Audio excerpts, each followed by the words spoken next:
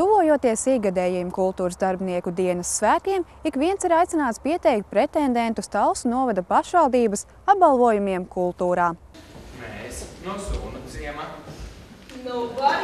Lai novērtētu kultūras darbinieku veikumu 2012. gadā un arī visā mūžā, šogad iespējams pieteikt jūsuprāt labākos 4 kategorijās.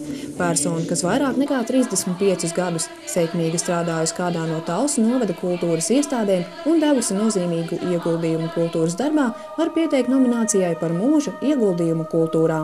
Nominācijai Gada cilvēks kultūrā var pieteikt pretendentu, kurš 2012. gadā parādījis izcilus sasniegumus kādā no profesionālās vai amatiermākslas jomām – literatūrā, novadpētniecībā, tradicionālā kultūrā vai jaunradē. Bet nominācijā Gada kultūras pasākums var izvirzīt kandidātus par spilgtu, inovatīvu devumu kādā no kultūras jomām. Un uz 4. goda nosaukumu Gada kultūras lepnums var pieteikt personas, kas jūsuprāt pagājušajā gadā kultūras jomā uzrādījušas īpašus sasniegumus. Jāpiebilst, ka saskaņā ar nolikumu šiem apbalvojumiem var ieteikt domes deputāti, teritoriālo pārvalžu vadītāji, izpilddirektors, izpilddirektora vietnieki, kultūras un reliģijas lietu komisija un kultūras nodaļas vadītājs.